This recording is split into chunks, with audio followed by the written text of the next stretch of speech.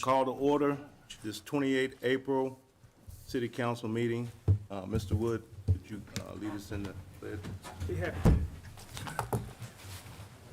I pledge allegiance to the flag of the United States of America and to the republic for which it stands, one nation, under God, indivisible, with liberty and justice for all.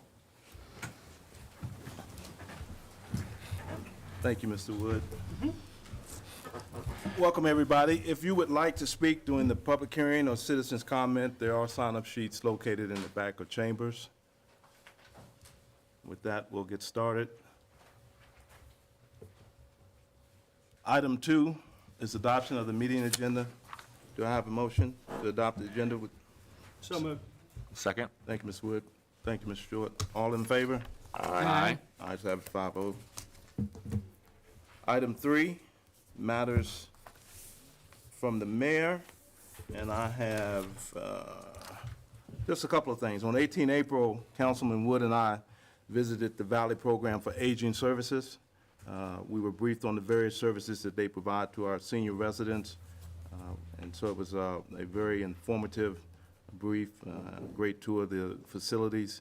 We met with the executive director, Ms. Beth Bland, associate director, Ms. Jen Chestnut, and the program operations manager for the Saw region, Mr. David Taylor. On 19 April, I participated in the South River cleanup on the Greenway, and that was sponsored by Fly Fish Waynesboro and Shenandoah Valley Trout Unlimited. Picked up a lot of trash, but it was a good 2 hours, so enjoyed that. And thank those folks for what they do to keep the Greenway and the South River clean. Appreciate that. Finally, if you notice at the back, and there will be one at the podium too, staff has provided speaker guidelines for public hearings and citizens' comments. Please review and ask that we adhere to those guidelines. And that's all I have. So item 4, matters from council. One thing, I would like to acknowledge the retirement of Detective Jesse Shaver from the Waynesboro Police Department. He's a detective, patrol officer, K-9 officer. He's got a long, great career serving the people of Waynesboro. 35 years, I believe, if I'm not mistaken, on the Waynesboro Police Department.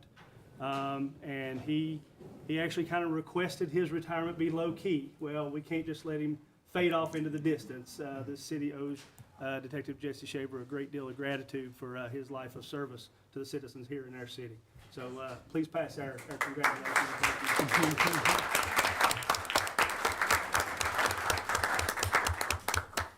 Thank you, Mr. Wood. I would like to acknowledge a local high school student that sent a letter to the council expressing her desire for council to focus on trying to attract businesses that are youth-focused to try to maintain some type of activities for productive activities for kids to get into. And it was very well written. I'm sure it was a high school project or something along those lines, but I wanted to let her know that we are committed to trying to create opportunity zones, and any businesses that want to come into the city that are youth-focused, I look forward to working with them and making it happen. Thank you, Mr. Sloat. Yes, speaking of which, I just want to congratulate our Waynesboro Kiwanis Club on their, wasn't their 100th pancake breakfast, but they did serve up some pancakes and sausages over the weekend, and just congratulations to them. And also just to make folks aware of a pretty important project that they have going on in partnership with the Waynesboro Parks and Rec Department for a playground off of the new 14th Street connection to the Greenway, that general vicinity. They've got a modest fundraising exercise and activity underway, and just encourage folks to learn more information about that. They're certainly an exciting project that would benefit our community, so to acknowledge them. Thank you, Mr. Short. Anybody else? Okay, item 5 is consideration of the consent agenda. Is there a motion to adopt the consent agenda? So maybe. Thank you, Mr. Sloat. Do I have a second? Second. Thank you, Mr. Short. All in favor, say aye. Aye. Ayes have it, 5-0. Item 6 is to present a proclamation recognizing May 10th as Letter Carriers Food Drive Day in the city of Waynesboro. Mr. Sloat? The Office of the City Council, City of Waynesboro, Commonwealth of Virginia, would like to offer this proclamation, Letter Carriers Stamp Out Hunger Food Drive Day. Whereas every year on the second Saturday in May, letter carriers across the country collect non-perishable food as part of the nation's largest one-day food drive, distributing the donations to local food banks. And whereas the Letter Carriers Stamp Out Hunger Food Drive is just one example of how letter carriers work to make a difference in the lives of those they serve. Since the pilot drive was held in 1991, more than 1.9 billion pounds of food have been collected. And whereas the City of Waynesboro wishes to recognize all letter carriers for their hard work and their commitment to their communities, but especially those in our own community whose efforts benefit those in need here in the City of Waynesboro and the Augusta County area. And whereas we also recognize the noteworthy milestone of 33 years that the National Association of Letter Carriers Food Drive celebrates in 2025. Now, therefore, we, the City Council of Waynesboro, by the authority vested in us, do hereby proclaim Saturday, May 10th, 2025, as Letter Carriers Food Drive Day in the City of Waynesboro. And we encourage the citizens of our community to support the food drive by placing non-perishable food items in or near your mailbox on Food Drive Day. Your letter carrier will pick it up while delivering mail, and together we can help feed our hungry. In witness thereof, Mr. Kenny Lee, Mayor, on behalf of City Council, calls the seal of Waynesboro to be affixed this 28th day of April, 2025. Thank you. Mr. John Simasa of the National Association of Letter Carriers, Branch 518. Come forward, sir.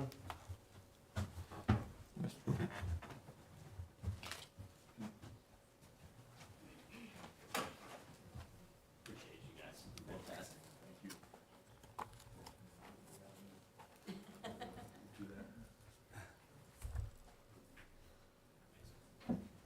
Thank you.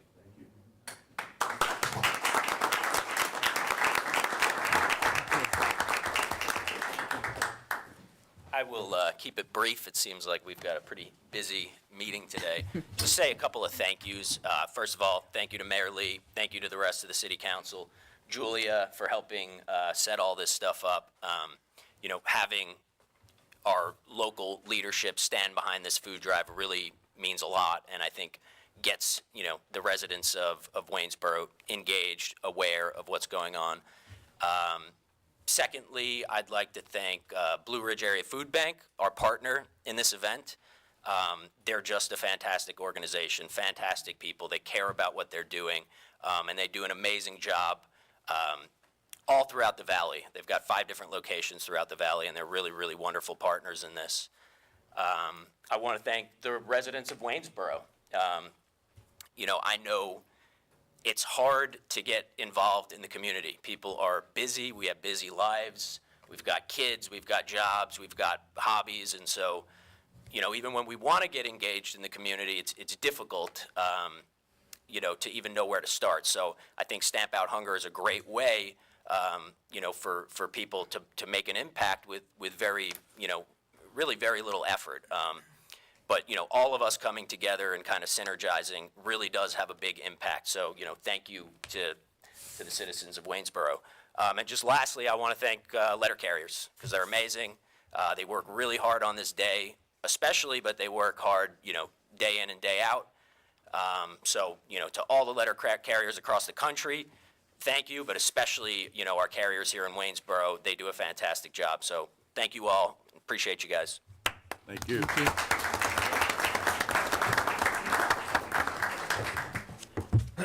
Item 7 is to consider presenting a proclamation recognizing the week of May 12th through 16, 2025 as Economic Development Week in the city of Waynesboro. Mr. Short. Yep, my pleasure. Whereas across Virginia, hundreds of economic developers work with business leaders, local governments, and community partners to bring investment, opportunity, and sustainability to the places we call home. And whereas the economic development profession cultivates thriving neighborhoods, champions sustainability and resiliency, boosts economic prosperity, enhances the quality of life, and builds robust tax bases. And whereas from July 1, 2019 to July 30th, 2024, Virginia celebrated over 1,000 company announcements, nearly 90,000 new jobs, and more than $143 billion in capital investment. For every dollar invested in economic development, the return to the state in tax revenue is $8. And whereas the economic development professionals serve as stewards, bridging the connections between community stakeholders such as residents, business leaders, elected officials, industry executives, and educational administrators to celebrate in promoting job creation, community investment, infrastructure advancements, and an optimistic future.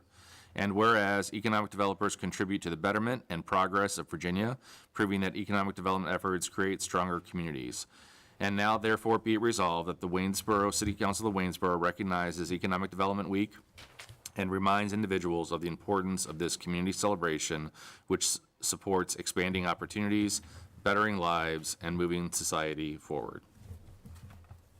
Thank you, Mr. Short. Mr. Hitchin?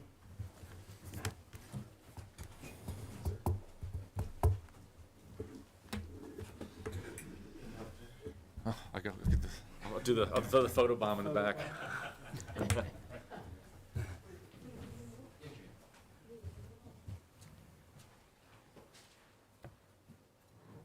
No, I'm good, I'm good.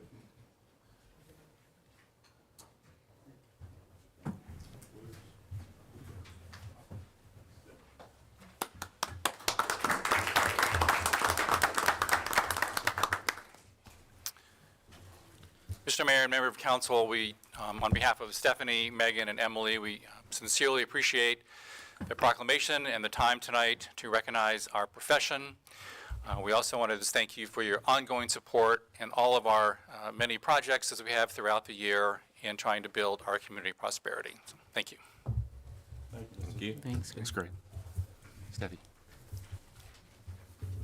So if you were here just for the proclamations, you're free to leave unless you want to hang around. We'd love to have you. So, thank you so much.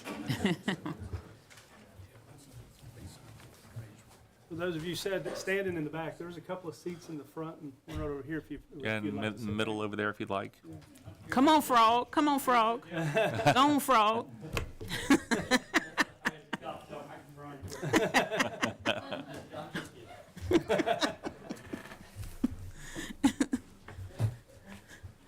Okay, so item 8 is to conduct a public hearing and consider introducing an ordinance imposing taxes for the calendar year 2025.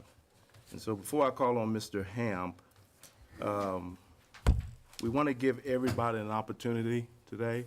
I know a lot of you probably signed up, so we want to give everybody an opportunity to speak. And then I am going to recommend to council that we table any introduction until tomorrow night, 29 April, at 7 p.m. during our budget work session. So I'd like to entertain a motion for that. I'll make that motion, Mr. Mayor. Thank you, Mr. Short. Can I get a second? I second. All right, thank you, Mr. Wood. So with that, we'll call on Mr. Hamp. Okay. Thank you, Mr. Mayor, members of council. Before you're prompted to open the public hearing, I thought I would step everyone through a review of the key budget drivers in this year's recommended budget. And a couple of remarks to begin with. First of all, the slides that I present tonight are, again, very high level and tend to focus on the key changes and key decision points in the recommended budget. If you have interest in understanding the larger budget or want additional information and data, departmental budgets, et cetera, the recommended budget is available online. And I'd like to clarify also, the public hearing this evening is based on a budget with a recommended tax rate of 89 cents. Over the course of our work sessions and conversations with council, there was a tax rate of $1.06 that was referenced, but never really was under consideration. That was an illustrative tax rate. And then for a period of time, our work together focused on a proposed tax rate of 92 cents per 100, and ultimately the council decided to advertise a tax rate of 89 cents. And that's the rate on which the budget is balanced.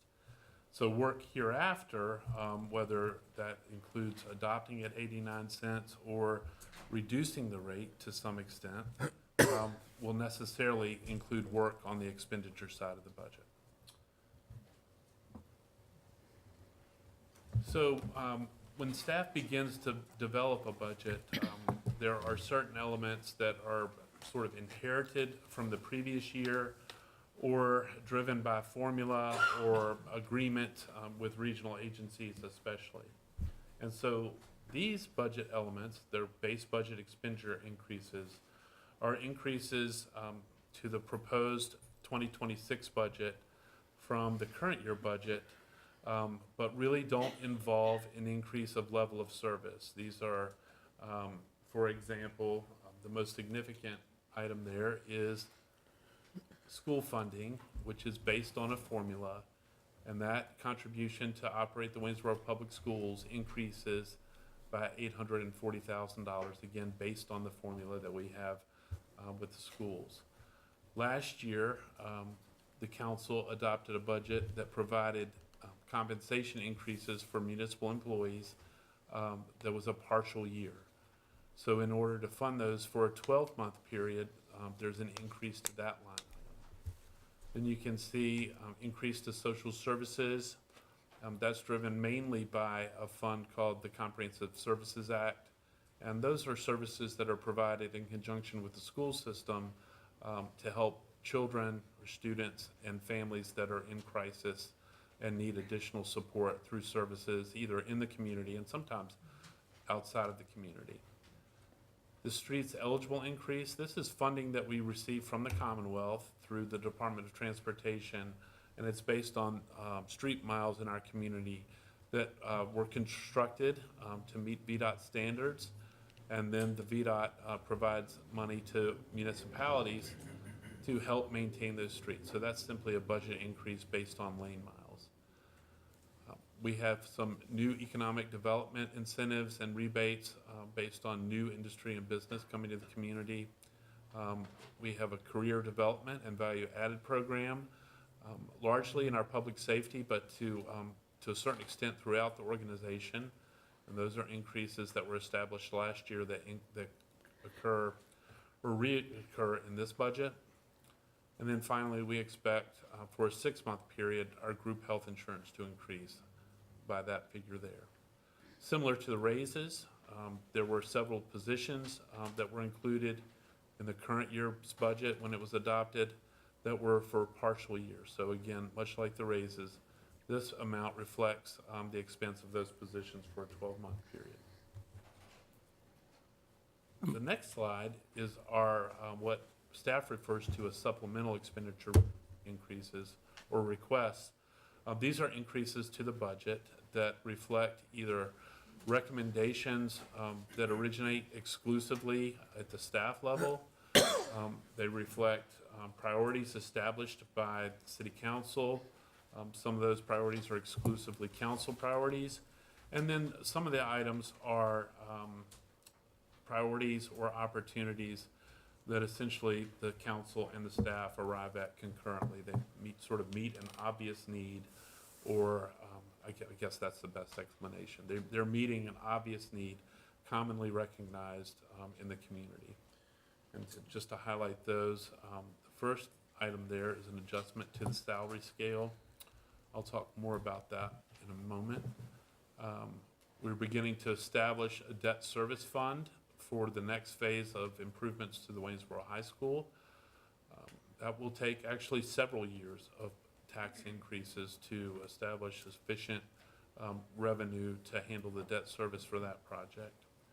There are a number of new positions recommended in this budget, responding to, I would say, mutually identified needs for the most part.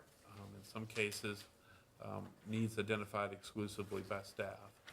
But we recommend hiring 6 firefighters in the coming fiscal year. 3 would be hired at the beginning of the fiscal year, and 3 would be hired mid-year. That has both a practical benefit and a financial benefit. Obviously, it's cheaper to follow this model here, but also as a practical matter, it's perhaps we would expect more success to recruit 3 and bring 3 individuals into the organization at a time rather than 6 in one shot. We have 2 positions recommended in the police department. One is a sworn position and one is a civilian position that actually, when filled, would create an additional headcount in sworn service. We recommend the hiring of 2 full-time deputies in the sheriff's department to attend to security and safety needs identified in our court building. We have 2 positions in information technology. Is that 2 or is that 1, sir? So that's a typo on my part. There's 1 position in information technology recommended, not 2. And then I would note also that the budget does eliminate an assistant city manager's position, and those funds are simply returned back into the general fund to help offset expenditures there. We have an increased program for financial support for the Waynesboro First Aid Crew. We know that the revenue recovery model that the crew operates under does not sufficiently cover the expense of operating the organization, and they rely on cash or financial subsidy from the municipality. The Waynesboro First Aid Crew is an integral part of our overall public safety team, delivering EMS and transport services in cooperation with the Waynesboro Fire Department. And finally, a program introduced or recommended for this year is a Community Vitality Fund that could support and assist various nonprofits serving the Waynesboro local community that are really important to maintaining health and prosperity in the community. A word or 2 about employee compensation. We undertook a study in 2018 and have not completed the implementation of all of the recommendations there. The system, our pay system, has been revised to reflect improvements to a grade system and a pay grade and a pay band system, and we also have revised classification descriptions. There's a system by which we tie or connect our pay system more closely to the market, but we've not been able to, heretofore, not been able to accomplish that. And this budget makes progress, albeit in a phased approach, makes progress into doing that. I would point out that, that the study itself, 2 things that I think are important to keep in mind. One is the goal, the market goal for setting the compensation was the 50th percentile. So among those organizations that we surveyed, our goal was to have 50% of the organizations pay slightly better than Waynesboro, and then 50% not pay as well. So the point being that the goal, while important and valuable to our organization, our employees, is not leading edge outcomes there. Does not produce leading edge outcomes.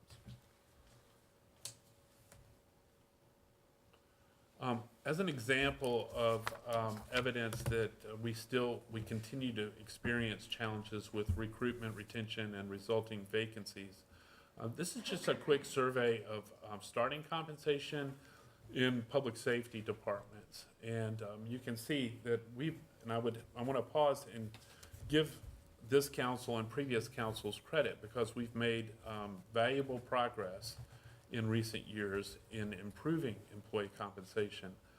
But in certain fields, and public safety is one of them, information technology is another, engineering is another, you see markets evolving probably more rapidly, labor markets and wage rates evolving more rapidly than we have typically in my previous service. So as a sampling here, these are current public safety starting compensation rates, and by current I would say these are probably 30 to 60 days old. And you can see the region that we take a survey in, and I would acknowledge that there are pretty significant economic and political community wealth differences here, but you have to acknowledge that this is a tight geography from which these organizations all compete for employees. But you can see Albemarle County Police Department is starting officers at 53,000, Charlottesville at 52.5, Augusta Sheriff's Office at 48.6, Stanton at 47.6, and then Waynesboro at 46. Next slide. So here we have our emergency telecommunicators. Same data, same geography, same acknowledgement about the differences economically, politically, et cetera, in the organizations. But again, if you're looking at a pool of labor, you can see our position, especially here, is increasingly less competitive. And then finally, in the fire service, you can see same situation. So if you see these things, we feel like that as a sampling of our workforce, and 77% of our workforce serves in either public safety or public works positions. They're vitally essential positions in the community. My recommendation is that we keep a close eye on that, and when we have opportunities to improve compensation for all employees, but especially those in those core essential services, that it's important to attend to that and take those opportunities. This graph simply illustrates the point I just made. You have about 77% of your workforce working in public safety. That's the green section here, the large green section of the pie, and public works, which is the second largest section here. So I think about 44 and 33%. And then the remaining are positions of general administration, parks and recreation, judicial administration, and then also cultural amenities and community development. This is a numerical representation of that graph that you see there. I think this is important. I know that there are different opinions about the value of this data, but I think as you consider a tax rate and you weigh opportunities to pursue goals established either by staff or the council, and you consider the important consideration of what tax burden we impose upon the community, I think it's important to kind of see where our price point is, or our affordability measure. So this is a survey among 7 or 8 cities with populations similar to that of Waynesboro. Waynesboro is here at about 22,000, and I think this survey goes up to Winchester, who has about 28,000. And in this third column here, you have their 2023 real property rate. So Waynesboro is currently at 77 cents, Hopewell at $1.13, Fairfax at $1.03, Salem $1.20, Stanton at 89. You may have noticed that they recently have adopted, Stanton has recently adopted a budget for 26, and that number's going up to 91. Fredericksburg at 89, Winchester at 83. They've recently adopted a budget that moves them down, but the average here is 96 when we did the calculation. So at 77 cents, we're well below the average. And then the companion tax that we also know is important for consideration for constituents, and that's the personal property tax. Waynesboro's rate is $3.25. It's the second lowest in this cohort, with Stanton at $2.90 being the lowest there. So I'm going to ask Mr. McCormick to talk a little bit about the enterprise funds. Thank you, Mr. Hamp. And so part of the public hearings this evening, number 9 is fully about enterprise fund, and it's on the stormwater rate increase. And number 10, a piece of the city manager's recommended budgets is the 4 enterprise funds, which are your water fund, your sewer fund, refuse fund, and your stormwater fund. As we were working through those funds this year, we reviewed the rates during the current year for immediate needs, looked at things like upcoming debt issuances, inflation. The big driver in the refuse fund is the landfill, space needs for public works in terms of proximity and building sizes. And we arrived at no rate increases were required except for the stormwater fee. part of the water fund and sewer fund is you do have 2 debt issuances upcoming, so we have set aside more funds and more resources in both of those funds to fund those future debt increases to make the offset on the rate less.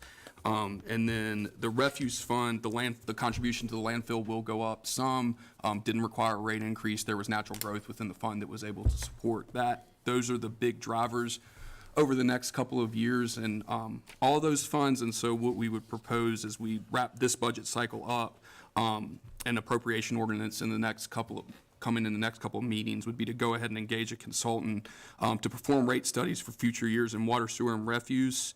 The stormwater runs on a little bit different cycle. We're waiting on our new permit from the state, and so we would say let's do the stormwater rate study probably for the following year. So enterprise funds, water, sewer, refuse rate studies to inform the 2027 budget, stormwater rate study probably to inform the 2028 to get some clarity to make sure that we have adequate reserves, but then are also getting our debt funded and the rates support the function.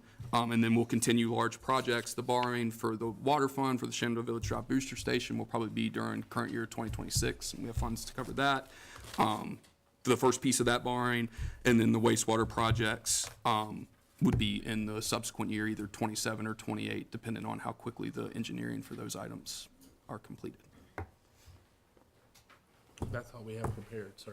Okay, yeah, Ms. Amber, we're going to open the public hearing for each item on the agenda, or? Yes. First, I hereby open the public hearing for item 8 on the agenda, considering introducing ordinance imposing taxes for calendar year 2020. Okay, Mr. Richard Carlson.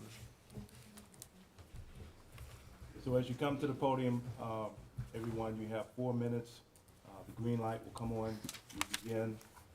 You have about 30 seconds left. The yellow light will come on, and then, of course, the red light. State your name. Any questions? You want to state your name and address? Yeah, please state your name and address. Sure. Good evening, Council. My name is Richard Carlson. I'm from Ward D. I live at 633 Grand Avenue in Waynesboro. I want to thank you all for the work that you're doing for the community. I understand a budget is a complex operation, and running a city is also complex. There's some difficult decisions you have to make. What I'd like to share with you is I stand in objection to the property tax increase this year. An assessed value increase of 13.5% in property assessed value is a significant increase in the value of our homes. We do not realize that income increase because it's not an asset that we sell. It's an asset that we live in.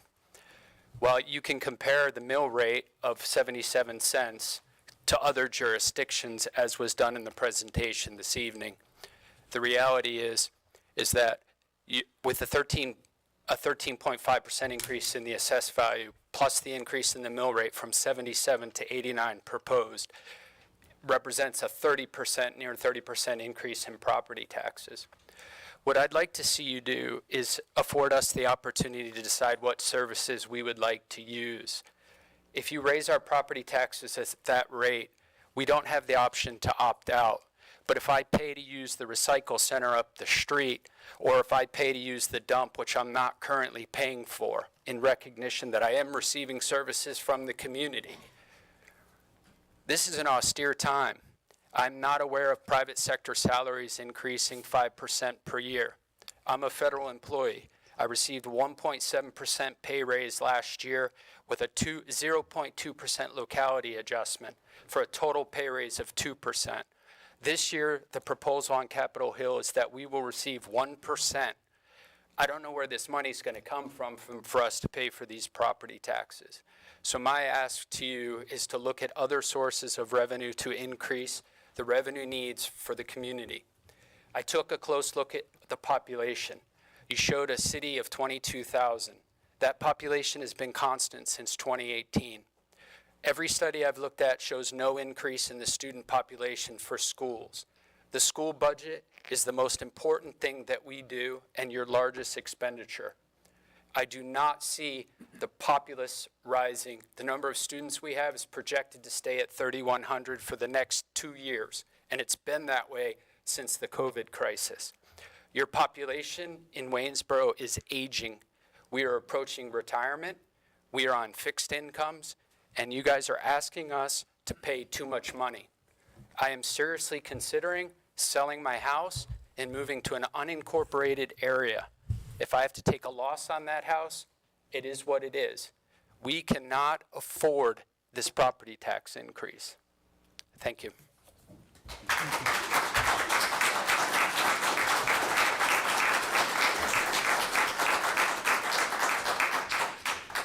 Robert Hanshaw.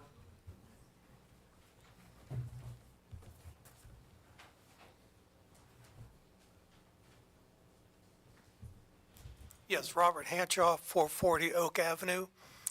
I'm retired and on a fixed income, and just as the gentleman said, we can't afford this, and that's all I need to say.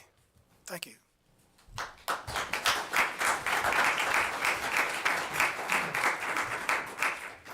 Bruce Wiseman.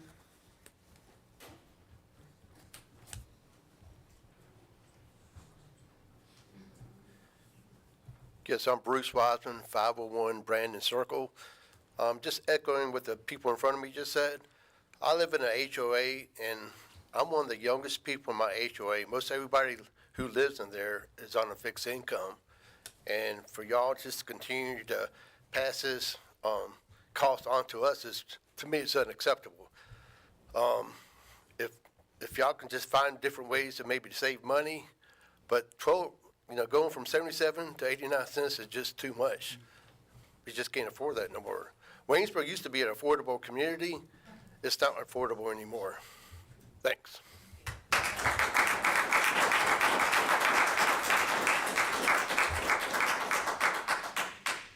Brad Armpriester.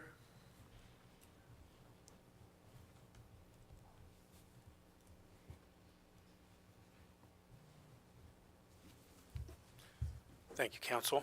Brad Armpriester, 825 Woodrow Avenue.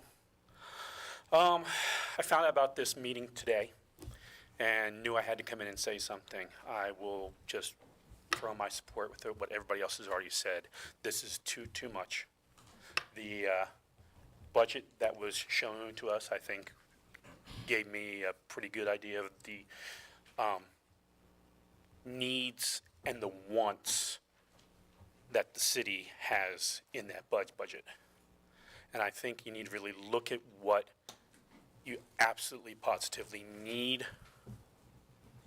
and go with that rather than the increase. Because there seem to be not a lot, but several new things that were being added to the budget this year that maybe we just can't afford. I'm fast approaching retirement myself, and I know I will be on a fixed income at that point, and I want to be able to afford to live here. I love this city, I love living here, and I don't want to have to leave. Thank you.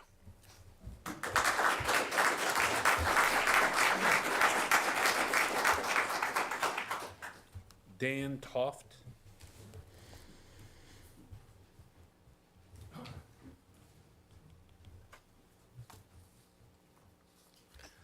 Thank you. My name is Dan Toft. I live at 2501 Cortlandt Street. And I went by the city assessor's office to get some history and got tax information that I've paid over the years. They only could go back to 2003. Now, I looked at the consumer price index for 2003 to 2025. It went up 74% in that time period. Housing prices, comparing 2003 to 2025, an 84.5% increase.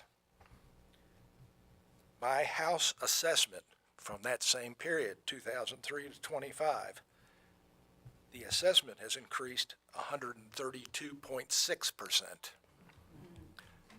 When you look at the taxes that I've paid for that same period, starting with 2003, I paid $989 in taxes.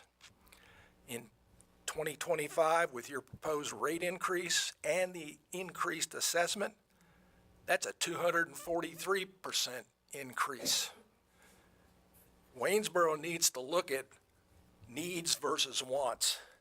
I think past councils have done too many wants and not concentrated on needs. And you really need to do something. I'm on a fixed income. I retired in 2009 from DuPont, or at least what used to be DuPont.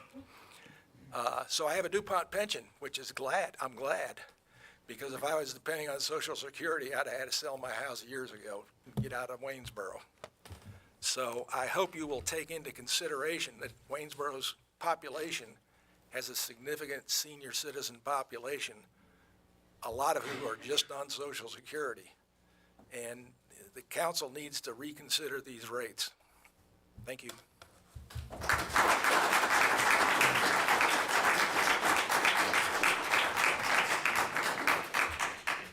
Cheryl Carey.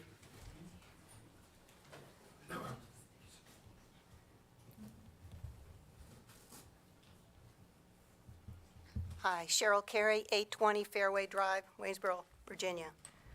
So many people have said exactly what I want to say about the taxes and how the costs have gone up. And I looked around and I said, why are we paying constantly? The taxes are constantly going up.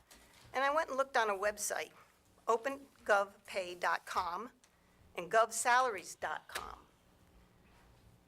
Our top management are making a lot of money. Top person over 170,000. We have the top 10, 15 are 130,000, 150,000. We have police officers, you're saying here, starting off at 46,000. They're making 3 times, 4 times more. I think we have to look at where the money is going. It's going to salaries. Are you increasing our tax so we can give more salary increases? Who signs off on these salaries? For Waynesboro, 22,000 people. And we're giving out $100,000 salaries, 135,000, 143,000, 172,000. And we're giving police officers 46,000. Let's spread the money around a little bit at least. It's not a honeypot. And I'd like to know where these salaries, people are getting them. Where else is the money going to? You say you want to make affordable living here. Those rents aren't going to be affordable that are building now. That's expensive rents. Are we subsidizing them with our taxes? Are we paying for illegals? All we get to do is come up here and vent our feelings, and you all sit here and you probably blow us off, and you've already made your decision. I don't know why anyone hasn't had a town hall style meeting where you actually have to answer our questions.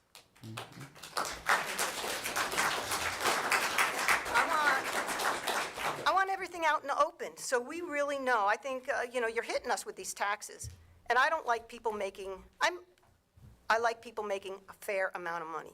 I don't think police officers, I don't think the lower end are making enough when you see those salaries. I think the higher end, you're making a ton of money. Too much money, I feel. And I don't know what's the cap on this? Someone gonna be making $250,000 in a few years? Some are young, the salaries are too high, while some who are protecting us are too low. Let's up it, reverse it. Thank you.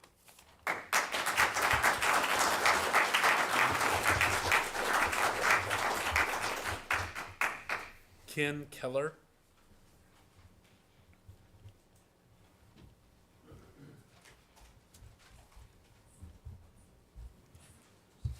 Good evening. Ken Keller, Fairway, here in Waynesboro. I received my assessment report for my property, which went up 18% from last year, and then saw that there was another 15% increase being proposed. So for me, my taxes are going up 36%. I find that alarming, and I just really have a question. What's the crisis? What crisis are we trying to solve with a 36% tax increase? I see from the information that was presented earlier and some of the budget increases back of the napkin, that represented about 6% of the total budget. So what's the other 25 to 30% going for? What's it being spent on? Is there a capital project that's being started or funded with that we should know about?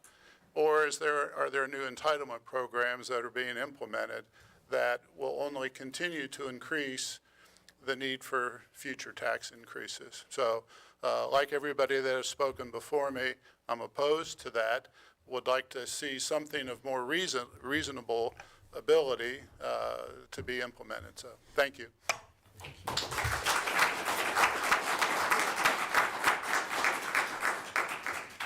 Jerry Wilson.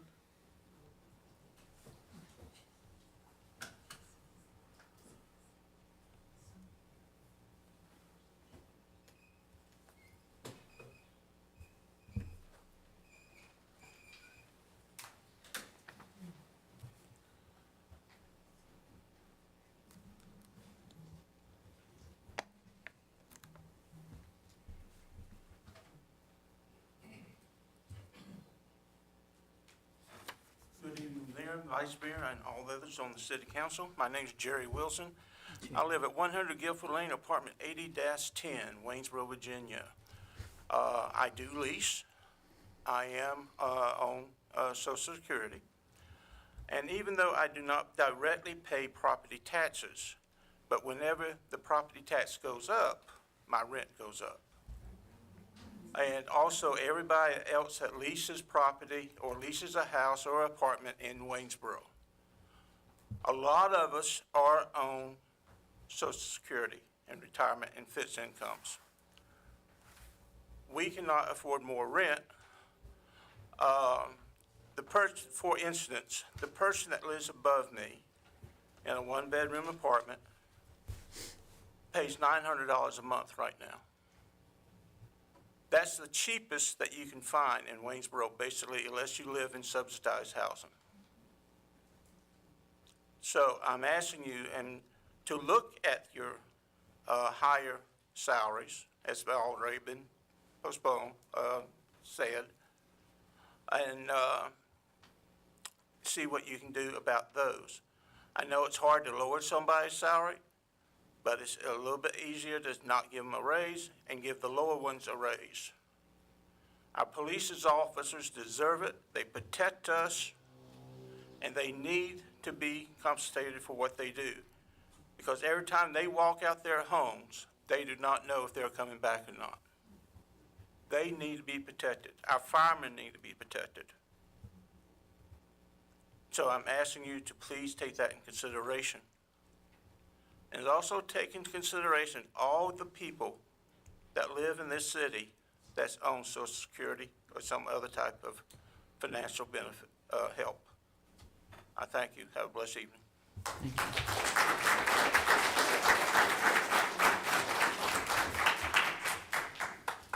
Pete Wong.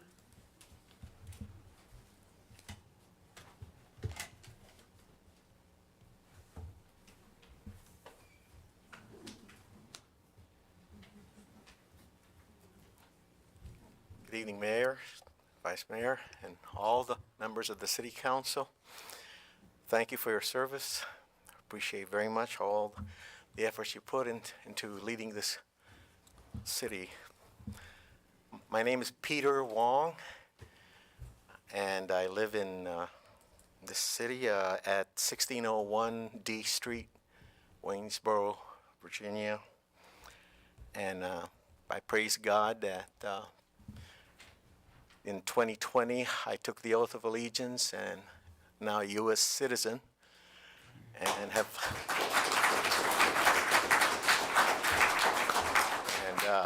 lived here in Waynesboro since 2013 with a green card first. And I just wanted to say I really couldn't add anything to all that had been said already. It's just that I've been taxed enough already. but thank you if you would consider that statement. Thank you.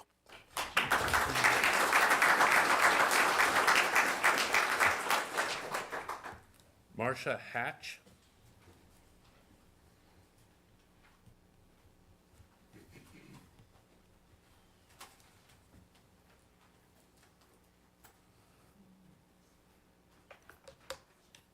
Good evening.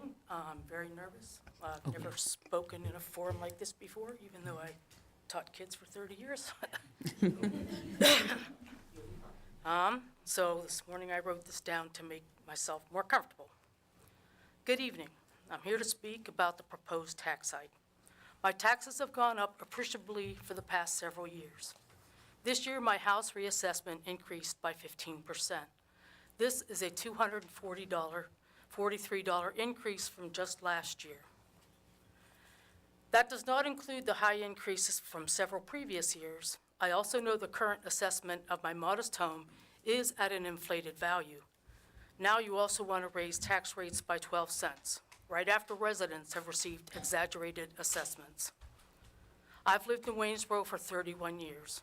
I have whined some and griped some about my taxes over the years, but knew the money was going to improve the city.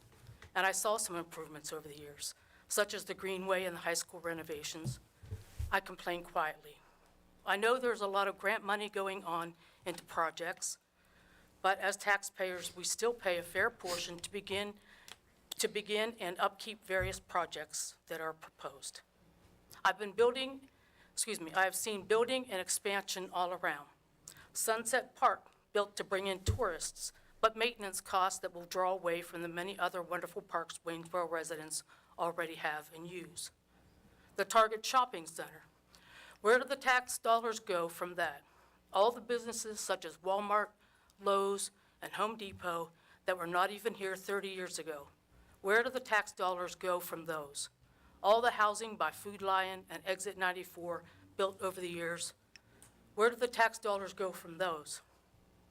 Hasn't all of this expansion been creating revenue from taxes all this time? Where are all the tax dollars going? I see the Nature's Crossing Industrial Park being built with tax dollars, destroying parts of a great dog park residents use daily, only to know that the businesses that move in will get huge tax breaks to do so. Northrop Grumman is coming and supposedly bringing good-paying jobs with it. They're also getting extraordinary tax breaks to come here. Even with the supposed high-paying jobs, I guess you'll still need my tax dollars to compensate for that. On the other hand, I have not seen many tax benefits to myself personally in those 31 years. The boom truck that used to come by and do quarterly pickups of household items has been gone many years now.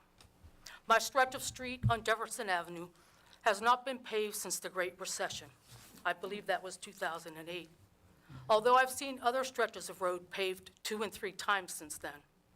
I was told when I phoned several times over the years that a computer monitors which roads get paved, and I guess it said mine didn't need it. The explanation did not make sense to me. All I know is that my street needs paved.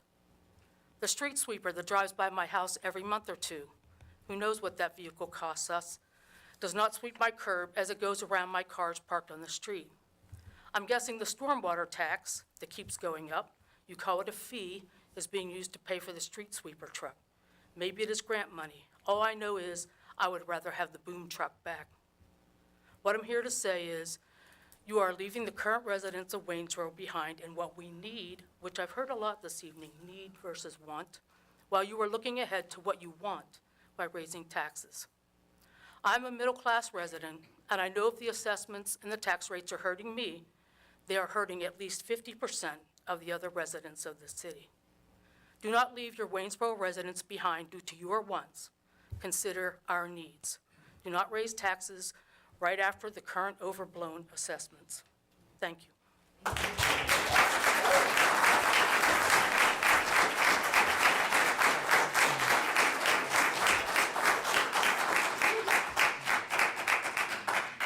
David Argenbright.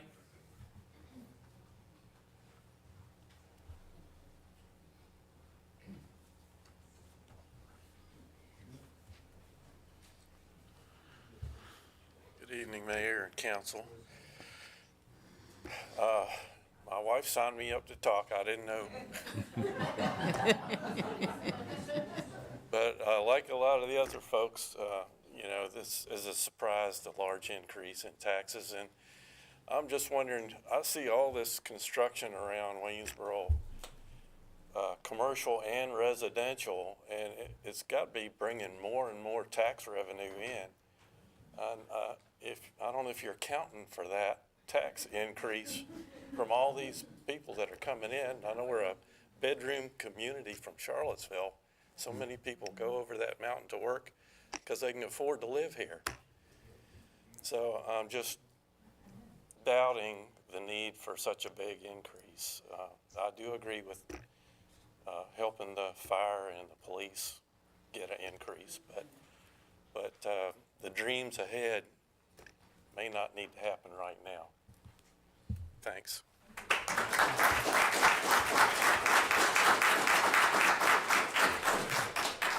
Dawn Argenbright.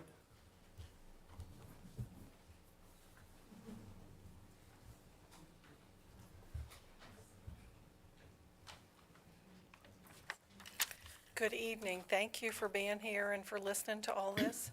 I imagine being on city council some nights is not unlike being an executor of a state. It can be a thankless job some days, but we appreciate all that you do. My husband and I have lived in Waynesboro since '83. We've been homeowners since January of '87 and have enjoyed living here. I think one of the things that comes to mind for me, and the expression I would leave with you, is the title of a cookbook that my mother had. It's called More with Less. And the premise of that is to make recipes that are simple, 5 ingredients or less. And I hope that we can consider that with all of this and look at the big picture. I'm a retired educator. I'm now, my husband and I have also been property managers. We have rental property in Albemarle County. Every tenant that we've had that rented for a while, they were newly married, or they moved to the area and wanted to buy a home, none of them, when they left our property, rental property, were able to afford to live and buy a house in Charlottesville. They went to Louisa County. They went to Greene County. I don't want Waynesboro to be an area where no one can afford, like Charlottesville has become. Charlottesville is crazy real estate prices. We have a son that lives in Richmond. The taxes are nuts in Richmond. I really would love for us to be continue to be an affordable community. I don't know what it looks like to manage a budget for a city, but I do know what it looks like to manage for a household of 5.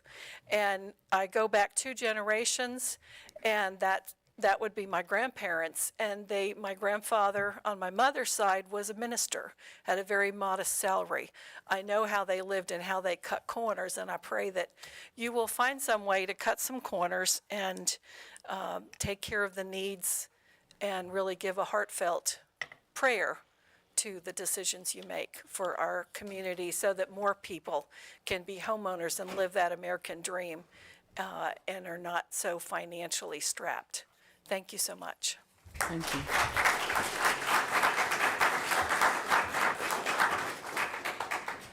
Charlotte Badenhop. Hello, good evening. I'm a little nervous, but I'm going to try to address this all. I'm over at 652 North Winchester. So I've been there for 8 years. Out of that 8 years, my street has not been plowed with snow. I've literally had to go and take salt and throw it down my road so I can get out of my driveway, or so an ambulance can come up and get me. That's ridiculous. You want to raise my taxes? Why am I paying for it? My services aren't being met. I get y'all have a job, and a lot of you said, you're asking for a lot. So the fire department, firemen, police, they should be paid. The first aid thing you're saying for $3,800, fundraise. What in the world is that? I used to run fire and rescue for 20 years. 20 years. We were out there fundraising. Fundraise. Find different ways to get it done, but stop raising our taxes. It's ridiculous. You've got so many new businesses that have come in. Again, where's that money going to? What are they paying for? You guys slowly slipping. Oh, sewage this year, trash this year. It keeps going up, continuously going up. I'm 60 years old, working 80 hours a week so I can have a house. I'm done. I'm gonna sell my house and leave because there ain't nothing here. You got the Greenway? I'm sorry. I'll go to the Kroger side, but I won't go to the north side. It's unsafe.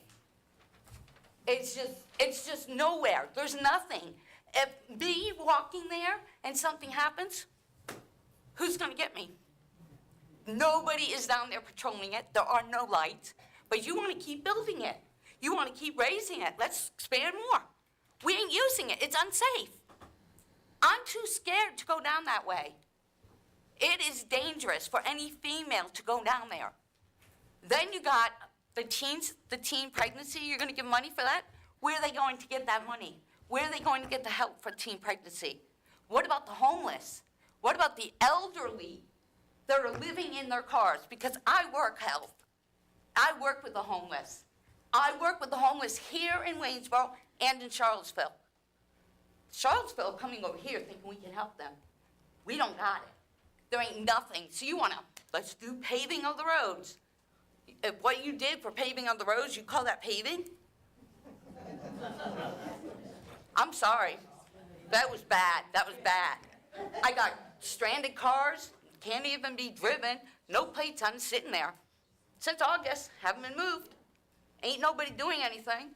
Is it my job to police that? Absolutely not. Have I seen, no offense to the police officers, I haven't seen no police officer going up and down. But I can tell you, I can hear the domestic fighting for 4 or 5 hours. Yes, I have called the police. They come, she boo-hoos, they leave, they start the fighting again. I don't need that. Maybe I'm on the wrong side of the track. Can't board the other side of the track. So what do? I guess I'm going to sell my house. I am begging you all. I can't continue to work 80 hours a week. I'm tired. I work too damn hard to get my house. But I'll sell it because I can't do this any longer.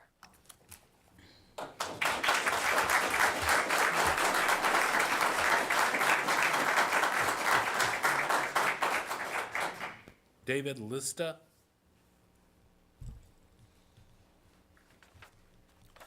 Hi, I'm David List. I live at 1500 Ohio Street, Waynesboro.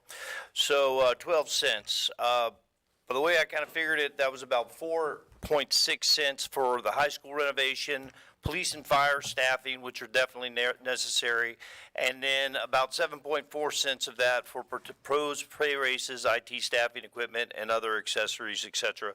Tax increasing 77 cents per 100 to 89 cents, 12 cents. So, for example, if you have a $300,000 home, that is $360 per year per your property, and that's not including all of the value assessment increases that people have been explaining. The citizens of this city are furious right now. Once again, we are being asked to dig deep into already threadbare pockets to cover increases in our annual property taxes and assessments. I personally am not unreasonably and unequivocally opposed to tax or property taxes. As a logical individual who lives and follows a very strict budget, I understand that things cost money and that revenue has to come from somewhere. I am not diametrically opposed to well-deserved pay raises, school renovation costs, and increases in funding for police and fire services. But realistically, have you guys considered all possible revenue streams? Faithfully and fully considered these before imposing yet more of an increased tax burden on the citizens of this community.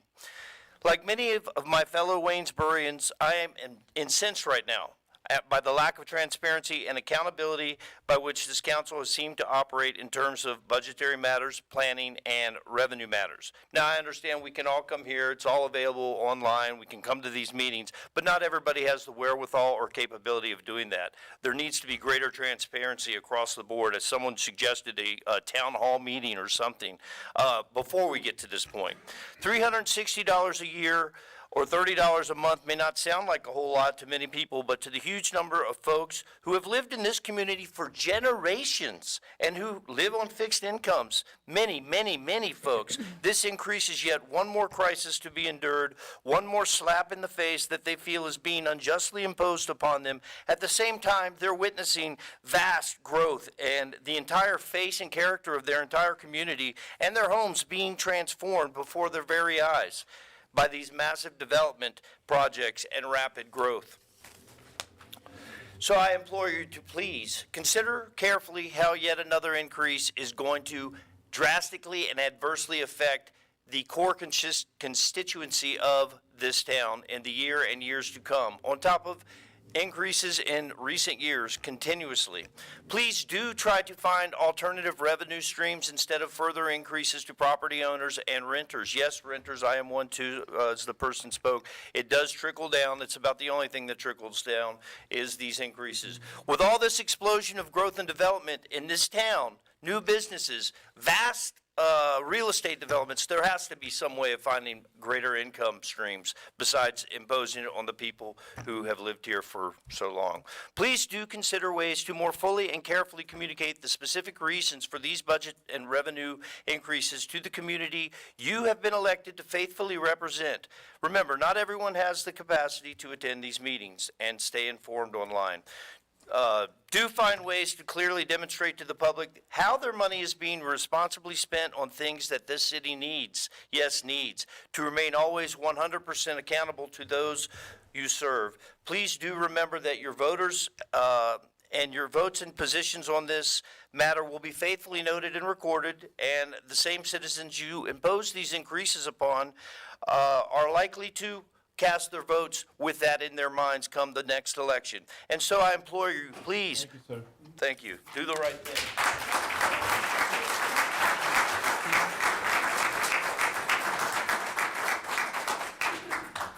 Jane Anderson. Good evening, Jane Anderson, 220 Fontaine Street. I'll keep this brief. I've lived here less than 2 years. I moved here, and I like it here.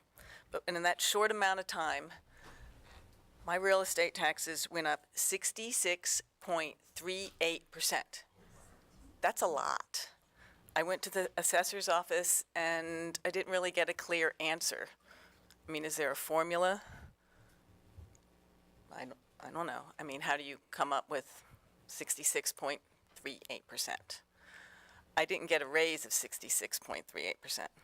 And I can't possibly tell my clients, all of a sudden, my rate is 66.38% more without a pretty clear explanation why.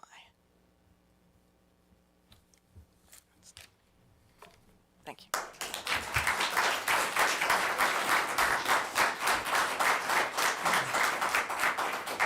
Laura Riggin.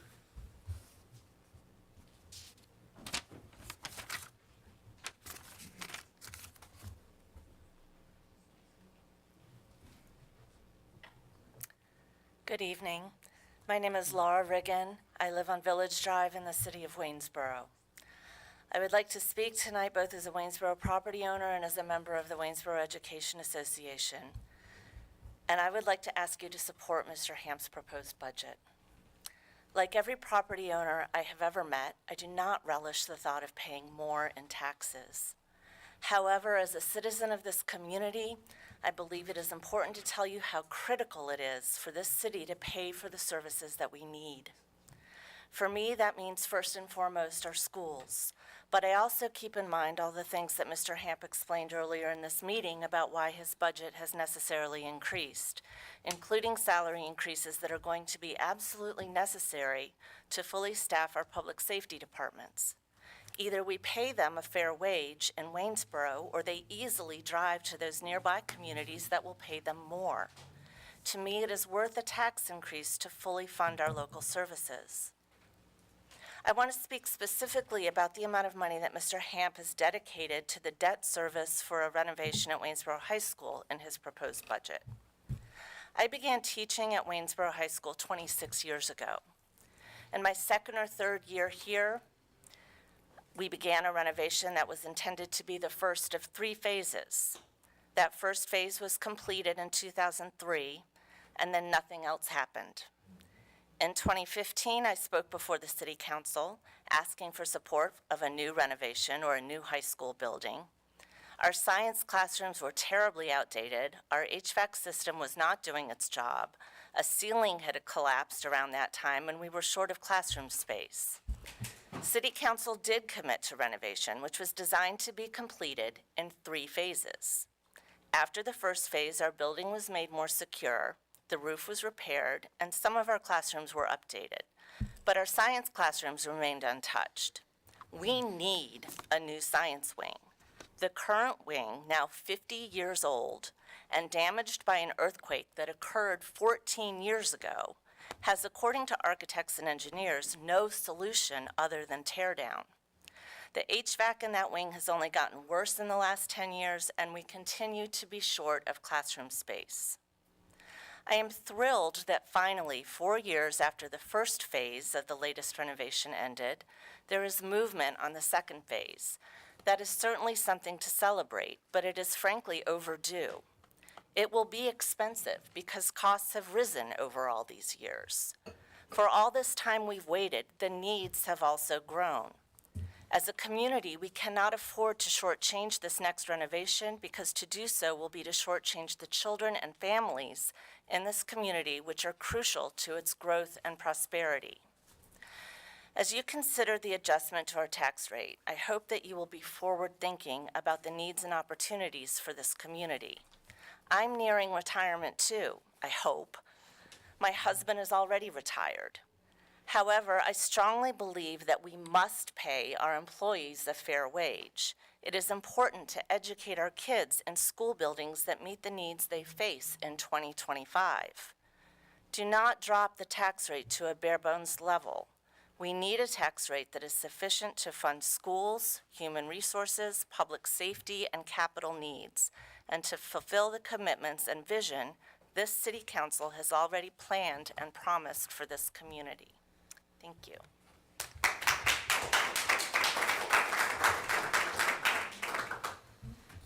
Sherry Helsel.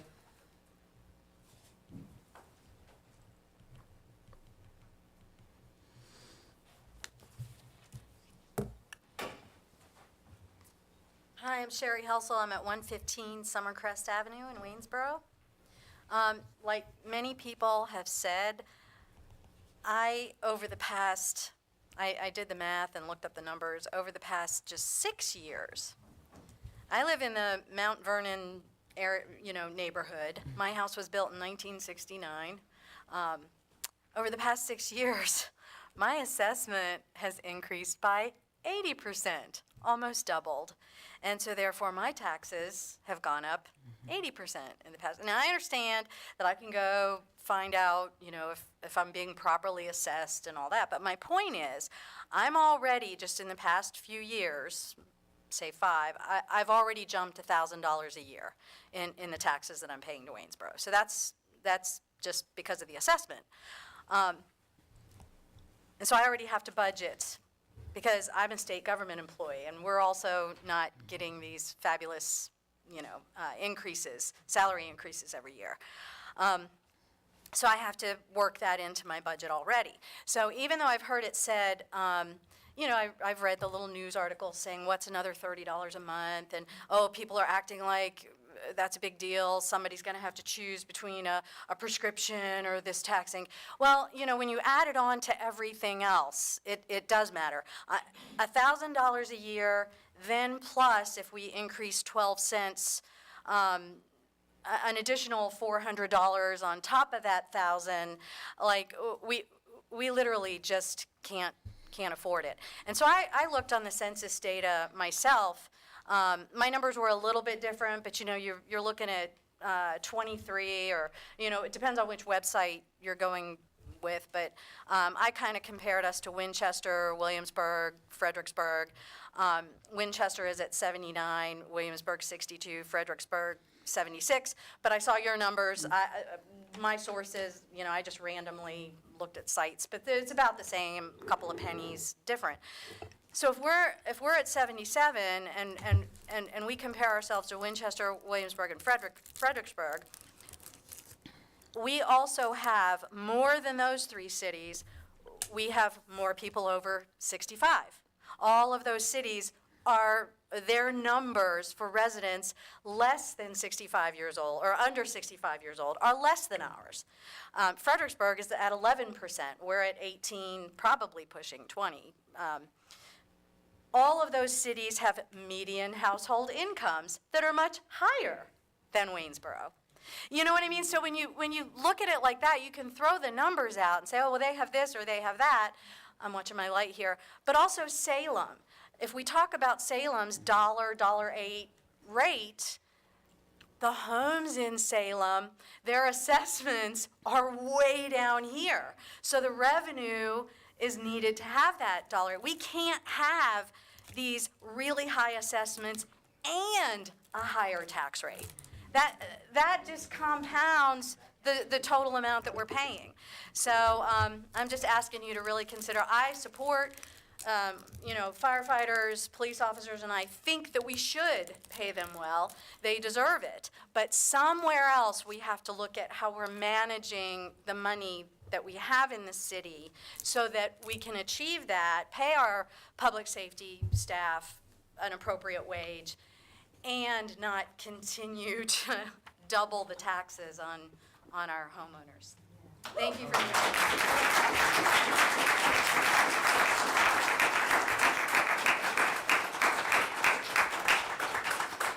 Donna Yobbs.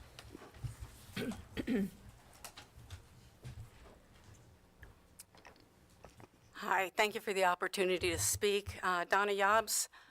I'm actually in Fishersville, but I do a lot of work and worship in Waynesboro. And one of the things I really love is the concept of doing the Community Vitality Fund. And what I really want to do is to see that move towards Stanton and Augusta also doing that. I think that is so important that you have local control over the things that the community needs and not look towards what the federal mandates are when you get funds, and doing things for infrastructure when you really need the nonprofits to actually get out there and help people with affordable housing and other needs. I also appreciate that in light of taxes that you also have a relief program for property owners who are at a lower income, so that not everybody is impacted in a way that makes them choose between, as somebody said, medicine and their taxes, that there really are relief programs, there are awareness of what the community is doing. Recently, Connie Wright wrote a letter to the editor saying you get the city you pay for. Waynesboro has done a lot of bare bones taxes. And as people have noted, there are a lot of things that need to happen. One of the things I learned going to a lot of the budget meetings that this council luckily opened up and shared with the community is that it's been 47 years since the Sheriff's Department has had an increase in headcount. It's been 17 years since the Fire Department has had an increase. And with the new building, we really have to make sure we fund public safety, that is so important in addition to the schools in our community. One thing I also wanted to highlight was I got an email today that there are 43 evictions on the docket for Waynesboro alone this Thursday, that there are a lot of community needs, and I really like the idea of the Community Vitality Fund and looking after our own. Thank you very much. And Mike, there have been a number of people who I know who said they signed up for the public comment when they really meant to sign up for this, so you might want to open that. Right, I think we have that covered. Thank you. Yep. Dean or Deanne Dozier, I apologize.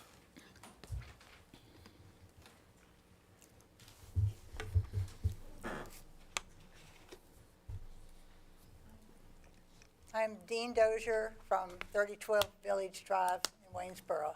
Thank you for the opportunity to speak. I can realize it must be a very difficult job to listen to all these. Please to keep from raising our taxes, while I know you have structures that need updating. I heard my neighbor Laura Riggin talking about the schools, which I actually think is very important that they be properly funded.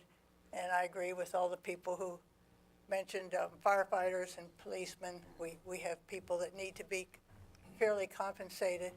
I also agree with the people who don't understand, and this is one of my big points, who don't understand why we have a reassessment of property values, which raises more, should bring in more revenue.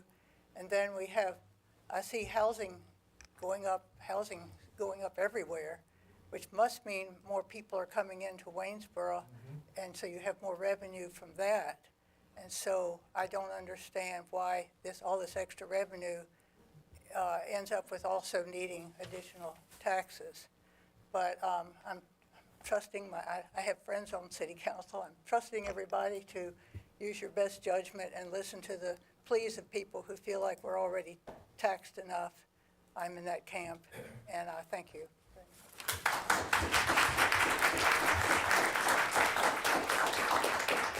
Kurt Lilly.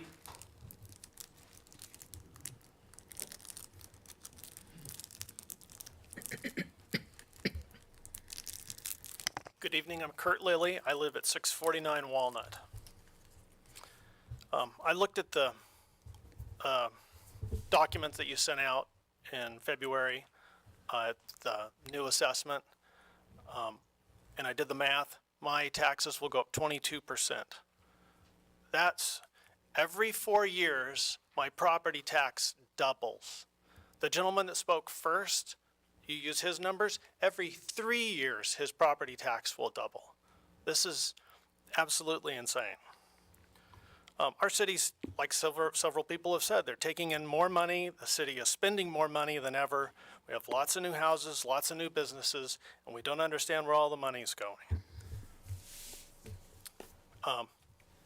I've been here before, and we've had some of these conversations, and you've raised the taxes because we needed the money in the budget.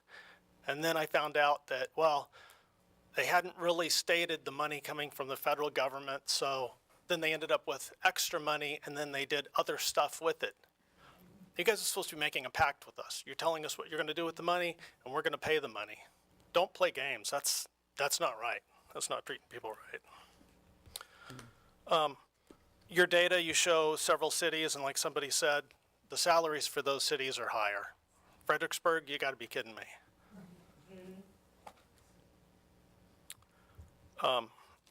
You showed a slide, $2.6 million in salary adjustments. We need to save some money somewhere. We have several people making over $100,000 in this city. If they want to make that kind of money, then they should go to a larger city with a larger tax base that can afford to pay those salaries. We'll hire new people that are up and coming, and they can take in a lower salary, and it'll save us money. And what people haven't stated tonight, but I'm going to state very clearly, we want a neutral tax rate. 69 cents is what I've been told is the neutral rate so that our taxes don't go up based on our assessments going up. So we're looking for a break even here. And so that would be my admonition to you, and thank you for your time.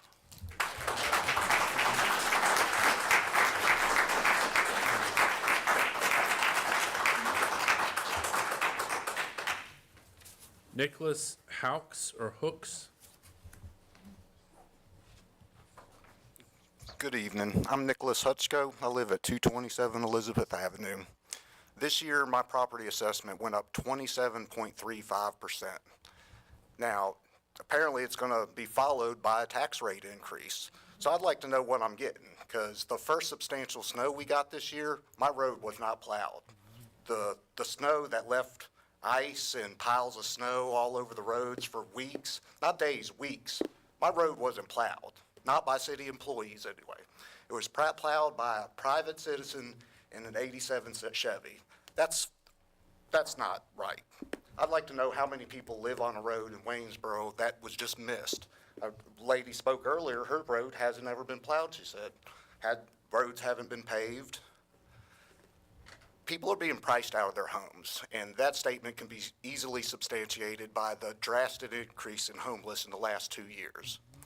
If you start at the fire department downtown, you cross the street and end up by the train tracks. The train tracks look like a dump. There's trash everywhere. I can't walk my dog up Florence Avenue because there's broken glass everywhere. So, I mean, do we need tax increases for my road to be plowed every time there's a substantial snow? Do we need tax increases for that? Because, I mean, I'm pretty sure that the snow removal crew is the trash removal crew. I don't get a refund on my trash monthly when I don't get my trash picked up because they're out busy plowing snow. So, like, I just feel like I'm not getting a good bang for my buck currently. We have new houses being built all the time. The houses, they're driving up the property assessments. You know, my house was built in 1921. 1921, but the assessment went up 27.35% in the last year. So how does a house that is over 100 years old go up 27.35%? I'd really like to know. You know, it's easy to increase the taxes. We can't do anything to do other than vote y'all out. But I tell you what's going to happen. Your plumbing rates are going to go up. Because my tax rates go up 40%. That's how much I'm charging y'all for your plumbing. That's all I got. So.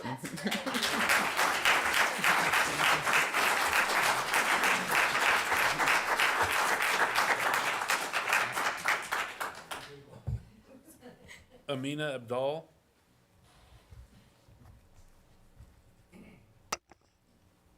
Hi there, I'm your transplant from California, and I moved here for a lower cost of living, which is kind of true, right? I don't pay $503 a month anymore for an HOA. I don't pay $500 a month anymore for property tax, but my property tax has gone up significantly since 2020. I'm at $268 a month. I guess I just worry it's starting to look more like California. And I moved here to get away from that. So Kenny, Jim, Terry, Lori, Jeremy, help me stay here because I'm looking at Mississippi. It's just cheaper, right, guys? And the homeless thing, I rather donate and help them because it looks like Santa Ana, guys. Please, let's fix that. I'm being funny, but the truth of it is I love this place. I love the hiking. I love my neighbors. It's getting way too expensive. So thank you so much, Kenny. I appreciate you.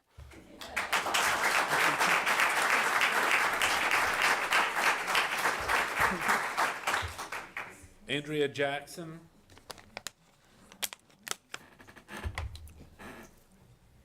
Andrea Jackson, Ward A. I was here at the last council meeting, and I was the only one in support of raising the taxes. I am here at the city council meetings. I was at the budget retreat, and I don't always support or agree with the city council or the city manager. But we have to, if you don't like what's going on, you have to be more involved. If you don't want more transparency, you have to see what's going on. And the honest thing of the situation, what's going on is that we've always had low taxes in Waynesboro. This has been known for low taxes. I was born and raised here. And we've just gotten to a point where we're investing in our town and we're catching up, and that's what's going on. And so the issue is that now we're making up for things, and the situation is that a lot of people has brought up a lot of things about the firemen, the police, and we want to do that, or paying people a living wage because the city, the people who are actually working don't make a living wage, and they should be making a living wage. And half the people in Waynesboro are working poor. And so, This is a town of have and have-nots. And a lot of people are have-nots and are struggling. But at the end of the day, like, we want to have our town to be a better place. And so, like, I don't know. Sometimes we just have to, like you say, you have to do what you have to do. And a lot of the issues that are going on is that there's capitalism. Nobody is getting, raises. That's not the city's problem. They have to, at the end of the day, make hard decisions. And they have to pay the bills. And they have to do this. And so what are we to do? And so I don't know why that the houses are going up, the market rate. Yeah, since 2020, that is. Maybe because we have a whole bunch of more divisions, maybe because people are coming from California and want to be, have to live here cheaper. I don't know. But the issue is that we want our town to be better.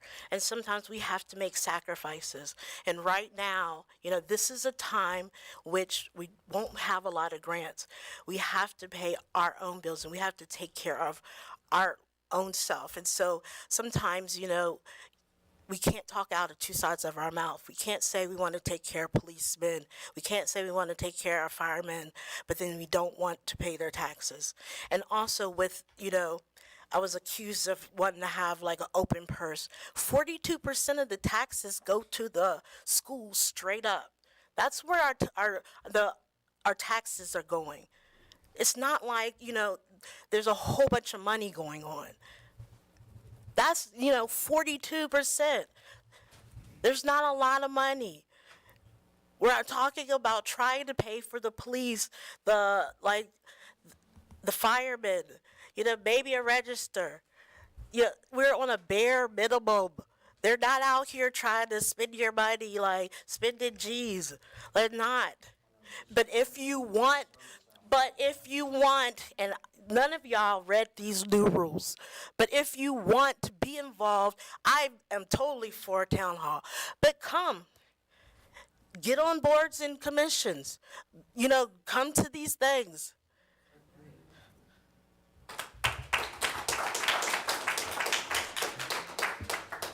Larry Stopper. Sir, before you start, just asking everybody to hold your comments. Allow everybody the courtesy to speak. Thank you. Good evening. Thanks for the opportunity to speak to you. I'm Larry Stopper, chairman of the LifeWorks Project, the 501c3, which operates the River City Breadbasket at 505 North Winchester. It's not a comfortable position to be up here advocating for taxes. I'm no more fond of paying taxes than any of you, trust me. Unfortunately, the federal support system that brings money to the Blue Ridge Area Food Bank, where 75% of the inventory that we distribute at the River City Breadbasket, that money, that federal money, is being severely curtailed. That will have a substantial downstream effect on our ability to offer the amount and variety of foods to our clients.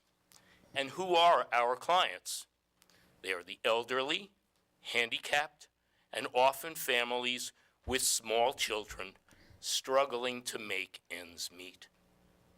Each month, we supplement the diets of approximately 600 residents of Waynesboro and the greater Saw community. Along with the breadbasket, LifeWorks delivers food to residents of the Springdale Apartments, Fairfax Hall, and some of the folks at Parkway Village.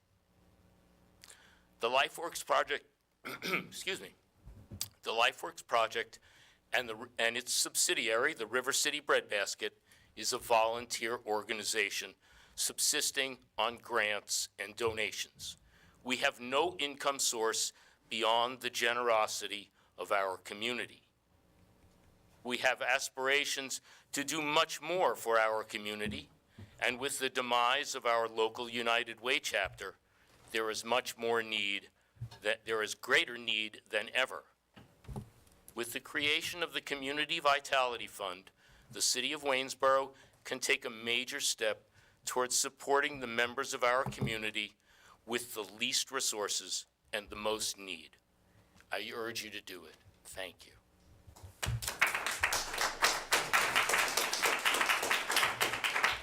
Adrian Young.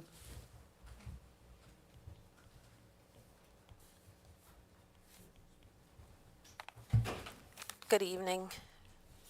Thank you, Mayor. Thank you, Council. Adrian Young. I live at 237 Skyland Avenue, and I had prepared something to say tonight, and I've just been blown away by everything that I have heard, and yet I remain a unicorn.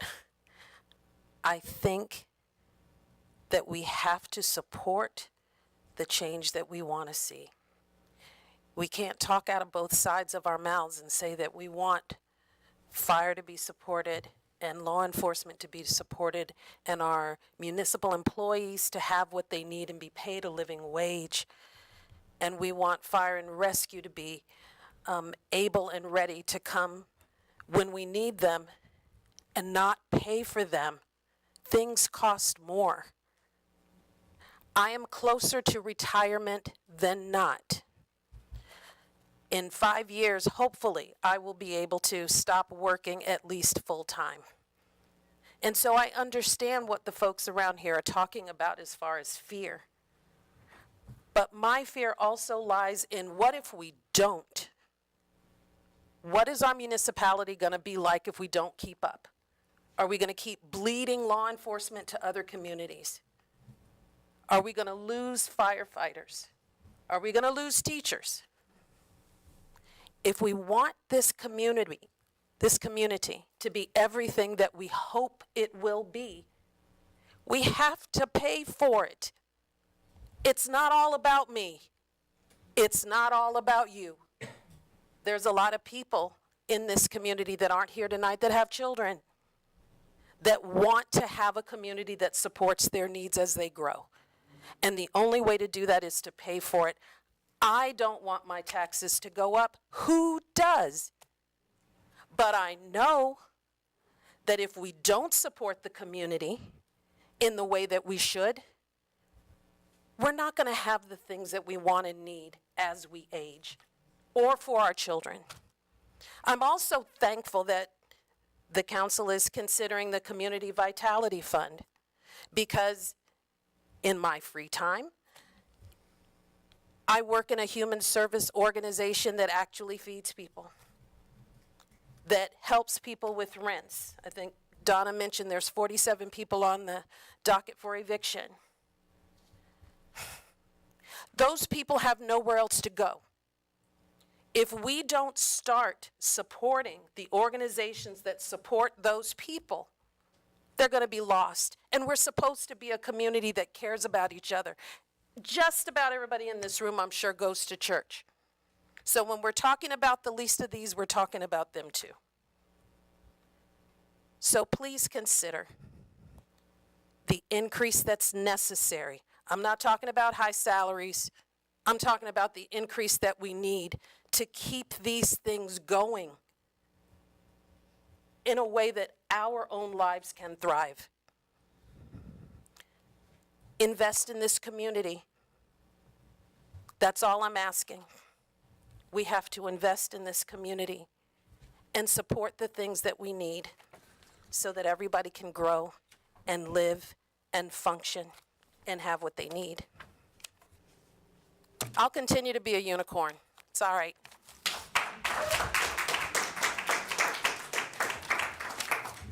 Gina Sunday.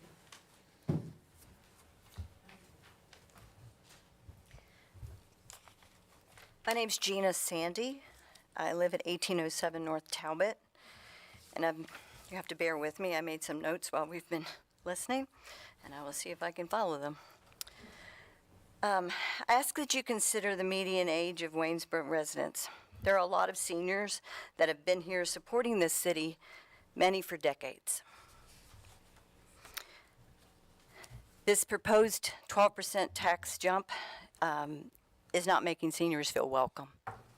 We have a lot of seniors on our street, and I'm concerned that they're going to not be able to keep their homes and stay where they are.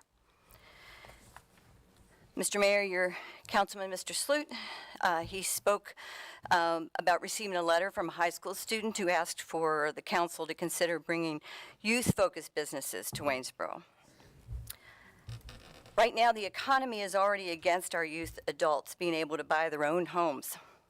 Now, if ever, if they will be able to do so. And taxing us beyond our means now won't make that easier for our youth. Waynesboro is growing. We all feel it. A lot of people don't like people from outside coming here, but that's what cities do. They grow, hopefully, or they languish. I understand more people mean more services that are needed. What services and costs are being covered by the taxes that are being paid by the town center shops, Lowe's, Home Depot, North and Grumman, Sheetz, and all the many car washes? The working poor, as she referenced, we can't afford to be taxed to the point where we can't afford to stay here. And that is something that's on our minds. We love Waynesboro, we love the valley, we love this area. I grew up in Stanton, and I've been here, moved away, came back. It calls to you. And it breaks my heart that it's getting to the point where I'm afraid I can't afford it. People are moving here, but that means there's more people to tax. So why are our real estate taxes going up and up and up?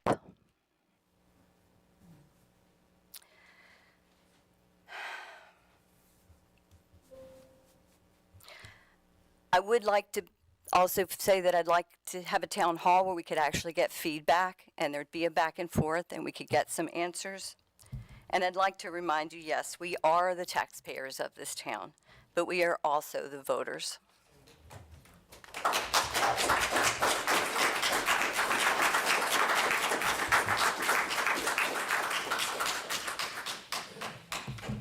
That's it, sir. I hereby close the public hearing. Thank all that spoke. Appreciate it. Item 9 is to hold a public hearing and consider amending sections 30-58G2A and 30-58G3A stormwater utility fee of the city code. Mr. Campbell, you have anything to add before we open the public hearing? Nothing further, sir. I hereby open the public hearing. No one has signed up to speak. I hereby close the public hearing. Item 10 on the agenda is to hold a public hearing and consider introducing an ordinance establishing the annual budget for the fiscal year ending. Point of order, Mayor. Were we going to have a motion on the ordinance for section 30-58G? Okay. Item 9. Item 9? Okay. So, Yeah, we I'm sorry. So, do we have a motion for item 9? For Is that to adopt the, Introducing the ordinance. introducing the ordinance for, I'll move that we introduce the ordinance for the stormwater. have a second? I'll second. Thank you, Mr. Swope. Thank you, Mr. Short. Any discussion? All in favor? That'll be on the next meeting. Okay. So that will be held at the Thank you, Mayor. May 27th meeting. Seems so, yes. We're gonna change it Okay. My apologies. momentarily. So on to item 10.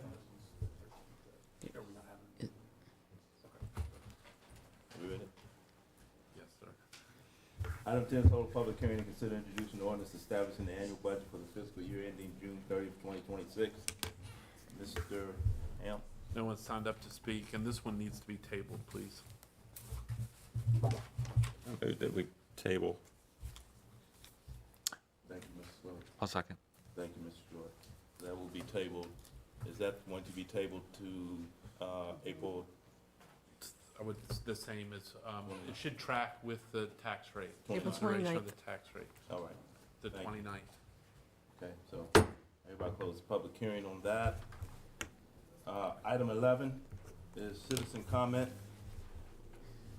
No one has signed up. We covered that in the budget public, or tax rate public hearing. Okay. Item 12, communication, correspondence, and calendar. So if it's council's pleasure, would like to move the regular meeting that's currently scheduled for the 28th of May to the 27th of May. And then we currently have scheduled a budget work session on the 7th. We'll see if that budget work session is required. There may be a scheduling conflict there as well, but if sufficient progress is made, we may not need that work session. So tonight is, we're just considering moving the 28th of May regular meeting to the 27th. Any concerns with changing the meeting date to the 27th? Works for me. Other than it's Toast of the Town Day. The 28th conflicts with Toast, it'll pull back to the 27th. No? No, I'm good. Yeah, that's fine. Maybe you could make the chambers a door. That's all I have. Okay. Item 13. It's a closed meeting. Item 13 is a closed meeting. It's authorized by Virginia Code Section 22-711A7. Mr. Mayor, I move to enter into a closed session as authorized by Virginia Code Section 2.2-3711A and 7 for consultation with legal counsel and briefings by staff members or consultants, relating to actual or probable litigation. For such consultation or briefing in an open meeting will be adversely affect the negotiating or litigating posture of the city. Subject matter of the closed session, the city of Waynesboro versus Hopeland Land Company. Is there a second? Second. Thank you, Mr. Short. Any discussion? This requires a roll call. Ms. Porter? Mayor Lee, Aye. Vice Mayor Tommy, Aye. Councilman Short, Aye. Councilman Wood, Aye. Councilman Clark. Aye. We're in closed session.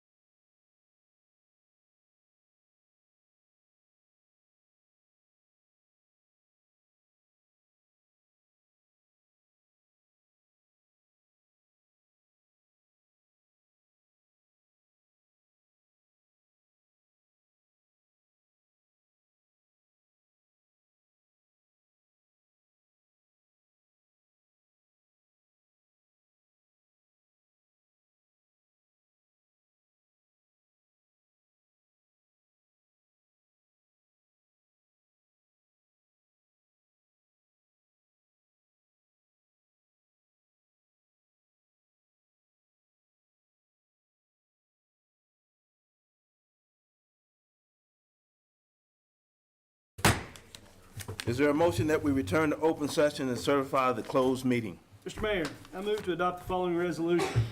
Whereas the City Council of Waynesboro has convened in a closed meeting on this day pursuant to an affirmative recorded vote and in accordance with the provisions of the Freedom of Information Act.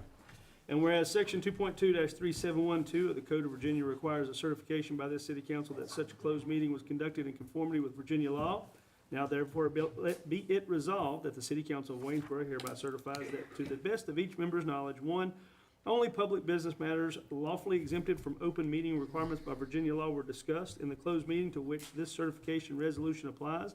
And two, only such business matters were identified in the motion convening the closed meeting were heard, discussed, or considered by the City Council of Waynesboro. Thank you, Mr. Wood. Is there a second? Second. Thank you, Mr. Short. Any discussion? Requires a roll call vote. Mr. Portal? Mayor Lee, Aye. Vice Mayor Covey, Aye. Councilman Short, Aye. Councilman Wood, Aye. Councilman Slow. Aye. We're now back in open session. Item 14, is there a motion to adjourn? I make that motion. Thank you, Mrs. Stokes. Second. Thank you, Mr. Comby.